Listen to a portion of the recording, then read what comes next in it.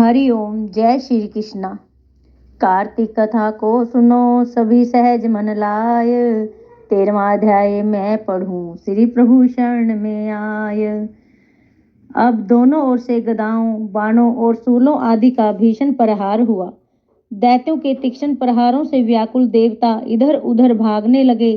तब देवताओं को इस प्रकार भयभीत हुआ देख गरुड़ पर चढ़े भगवान युद्ध में आगे बढ़े और उन्होंने अपना सारंग नामक धनुष उठाकर बड़े जोर का टंकार किया। त्रिलोकी शब्दित हो गई। पल मात्र में भगवान ने हजारों दैत्यों के सिरों को काट गिराया। फिर तो विष्णु और जलंधर का महासंग्राम हुआ। बाणों से आकाश भर गया। लोग आश्चर्य करने लगे। भगवान विष्णु ने बाणों के वेग से उस दैत्य की ध्वजा, छतर और धनुष बाण काट गिराए। इससे व्यथित हो उसने अपनी गदा उठाकर गरुड़ के मस्तक पर दे मारी। साथ ही क्रोध से उस दैत्य ने विष्णु जी की छाती में भी एक तीक्ष्ण बाण मारा।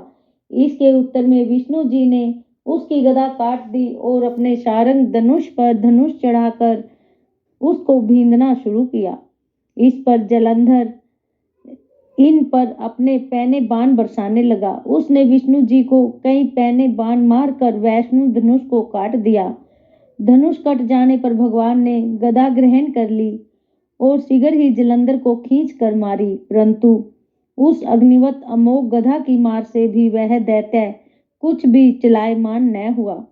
उसने एक अग्निमुख त्रिशूल उठाकर विष्णु पर छोड़ दिया। विष्णु जी ने शिव के चरणों का स्मरण कर नंदन नामक त्रिशूल से उसके त्रिशूल को छेद दिया। जलंधर ने झपट कर विष्णु जी की छाती पर एक जोर का मुष्टिका मारा।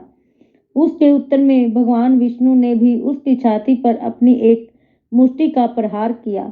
फिर दोनों घुटने टेक बाहुओं और मुष्टिकों से बाहु युद्ध करने लगे। कितनी ही देर तक भगवान उसके साथ युद्ध करते रहे। तब सर्वश्रेष्ठ मायावी भगवान उस दैत्यराज से मेघवाणी में बोले, हे रण दुर्मद दैत्य श्रेष्ठ, तू धन्य है जो इस महायुद्ध में इन बड़े बड़े आयुधों से भी भयभीत न हुआ। तेरे इस युद्ध से मैं प्रसन्न हूँ। तू जो चाहे वर मांग। मायावी विष्णु की ऐसी वाणी सुनकर जलंधर ने कहा, हे भावुक, यदि आप मुझ पर प्रसन्न हैं तो यह वर दीजिए कि आप मेरी बहन तथा अपने सारे कुटुंबियों सहित मेरे घर पर निवास करें। नारद जी बोले। उसके ऐसे वचन सुनकर विष्णु जी को खेद तो हुआ, किंतु उसी क्षण देवेश ने तथास्तु कह दिया। अब विष्णु जी सब देवताओं के साथ जलंधरपुर में जाकर निवास करने लगे। जलंधर अपनी बहन लक्ष्मी और देवताओं सहित विष्णु को वहां पाकर बड़ा प्रसन्न हुआ।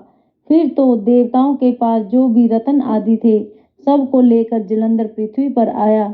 निशुंभ को पाताल में स्थापित कर दिया और देव, दानव, यक्ष, गंधर्व, सिद्ध, सर्प, राक्षस, मनुष्य आदि सबको अपना वशवर्ती बना लिया। त्रिभुवन पर शासन करने लगा। उसके धर्मानुसार पुत्रों के समान प्रजा का पालन किया। उसके धर्म राज्य में सभी सुखी थे। शेष आगे।